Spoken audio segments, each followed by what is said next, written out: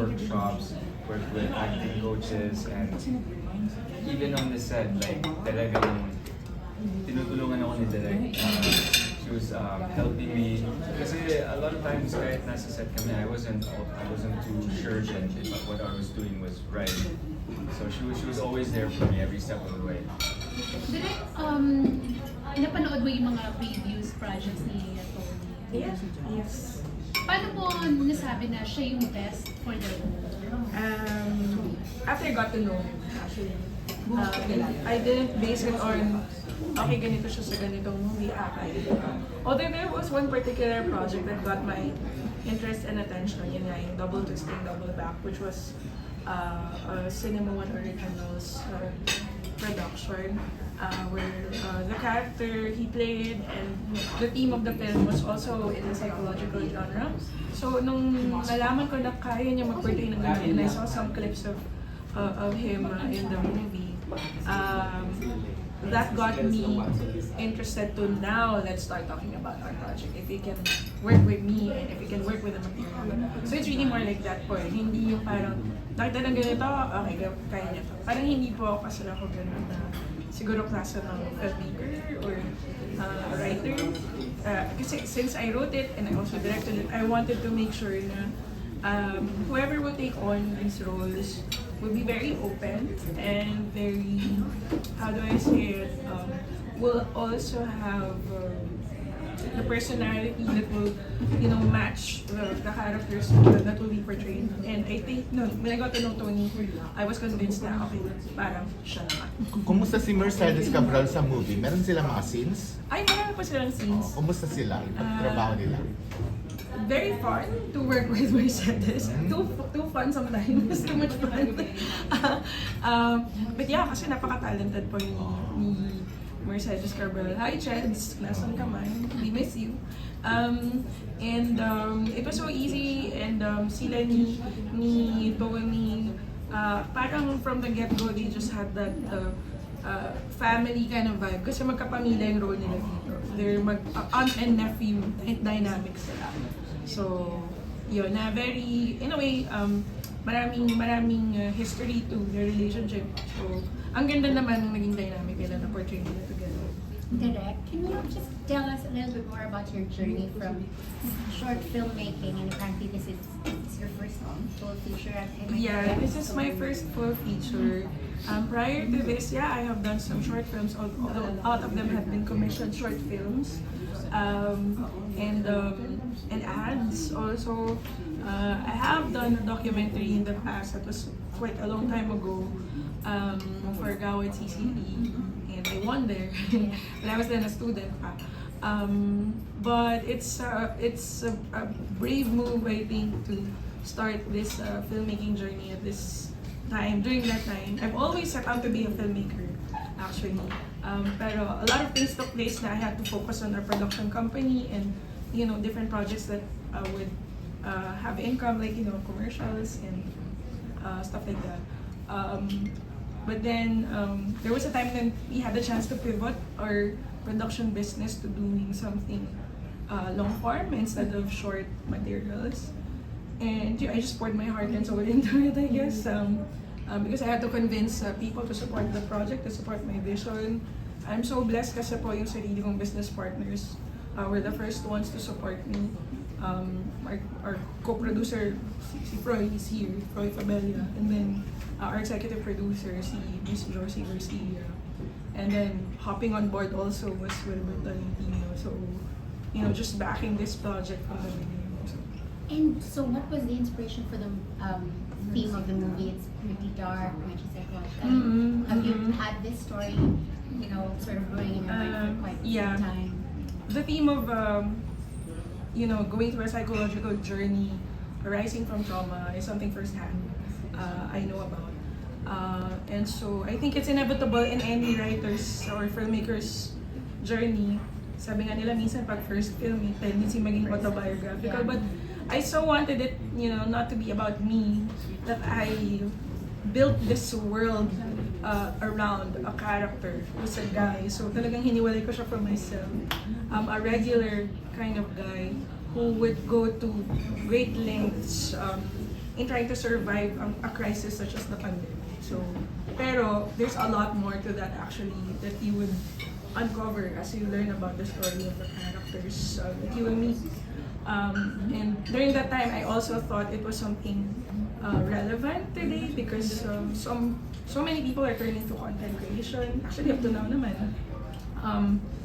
Sometimes feeling nila it's their saving grace. Parang pag wala ng pag-asa, parang sige, mag-video tayo, TikTok tayo.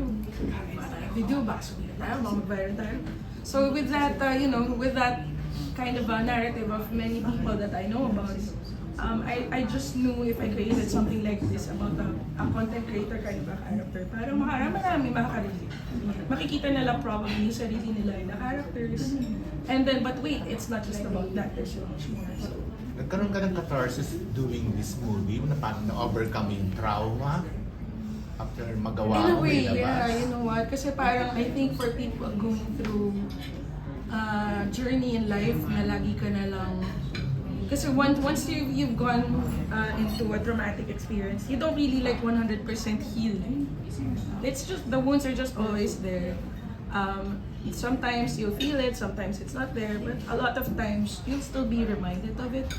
Pero when I finally got to finish the screenplay pa nga lang yun eh.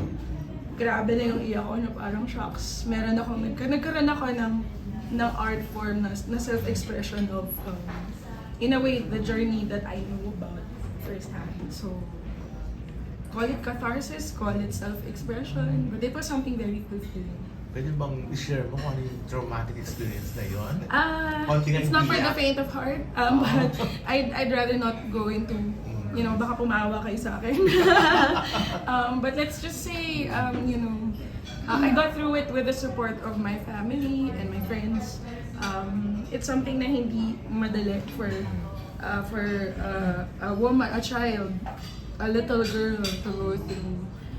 So yeah, but I'm proud to say I'm a product of overcoming challenges as an individual that has gone through trauma, and I just channeled it into a story that's different, pero merong resonating na theme na pareho.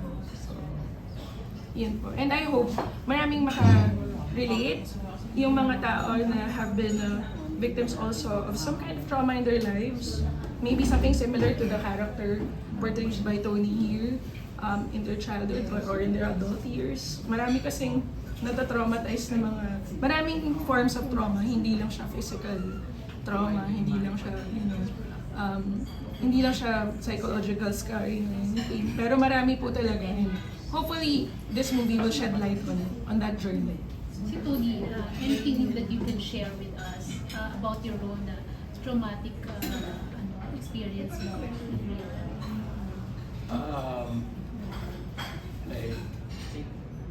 Wait, sorry, could you repeat the question?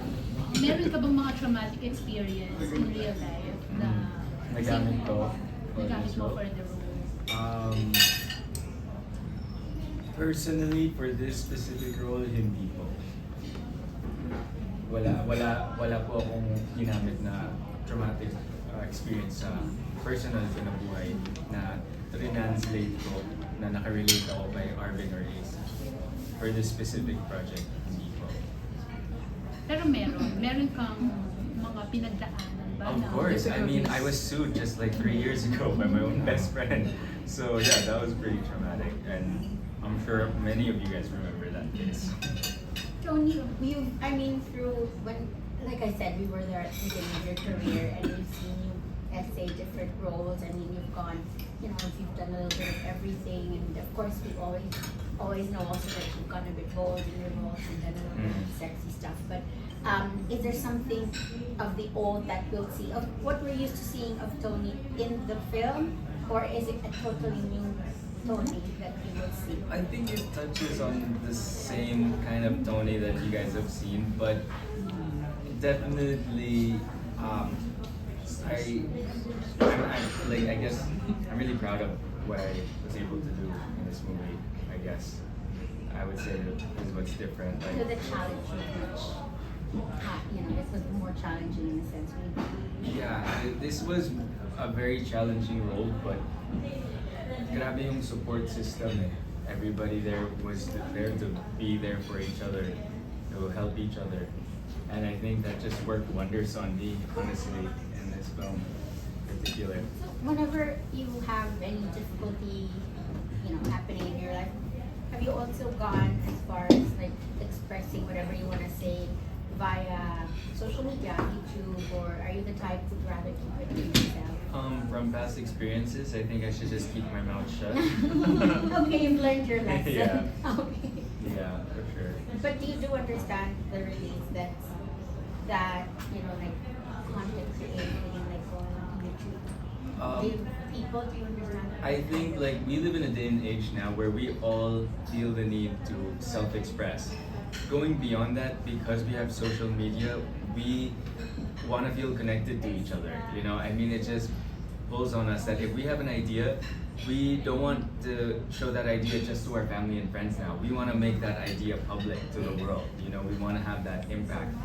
And so, yeah, I understand why everybody feels that way. I don't think there's anything necessarily wrong with it, but sometimes what we post on social media in our own interest can affect other people negatively, So, yeah, I mean, just be yourself, but try not to hurt people in the process. Direct, meron siyang may skin exposure si Tony. Parang ganda-ganda ng katawan niya ngayon eh. Oo. Dun po sa trailer naman na nilabas namin, I think you'll get a hint of it. na there is, but I want people to see why it's there, not just the fact that it's there. So, and it's something na we discussed also when we filmed na inevitably the character pero huwag na baka mag-spoiler ako. Panoorin niyo na lang po. But yeah, I guess the short answer to that is yes. Kumusta, Tony, yung gawin mo yung eksena na yun? Ako kasi yung type na ayoko nang nasa gitna. It's either we go all the way or we wag na yung cute na lang. So, nung ginawa namin yung scene, sabi ko, sige direct, itodo na natin to. Okay naman. As in all out? Parang, Ako actually yung nag-hold back eh. Kasi I don't want the film to be spoken about just because of, oh my God, no, there's hindi that. naman. I don't think it really will. Yun na nga. Yeah, Kasi we did it in such a way na it feels yung effect is parang, palpable. yeah. Kumaga, the scene is, Yeah. it's powerful enough in that sense na meron ganong sexy scene. Anong rating Pero ng movie? hindi Meron rin na? naman siya like... May target rating ba kayo or what? Actually, I was hoping for PG-13. Oh. Yeah. Sana po mapagbigyan. Hindi ko pa po alam ano yung final ni TRC. We were in the process of getting the final I think rating. maybe like aside from the sexy scenes, it's just the themes that the movie deals with might make it a mature movie. It might, yeah. So baka maging 16 pala siya or 16 if there is such a rating. Pero Baka hindi siya sisingin lang R- yata. Pero hindi siya R18. Tingin mo. Feeling ko hindi naman po kasi masyado mali. Gusto ko yung mga even the people younger than 18 would be able to appreciate this. Yeah, Is it appreciate lang or relate to also? appreciate and relate And relate also. So, is there, like, we were discussing about expressing yourself on social media. Is there a lesson at the end for young people? Definitely, yes. Like, just how much you should, parang ganyan, or... Siguro I can safely say, and we released this na naman in our trailer, in our page, na one of the lessons na gusto namin iparating is, yun ang line yun ni Mercedes Cabral talking to him as his nephew, her nephew, na hindi lahat ng viral. Diba? Hindi lahat ng bagay na sumisikat o tinatangkilik ng mga tao is as important and substantial na something you should automatically copy or do for yourself. So that's one thing that would be felt and learned from in the film. But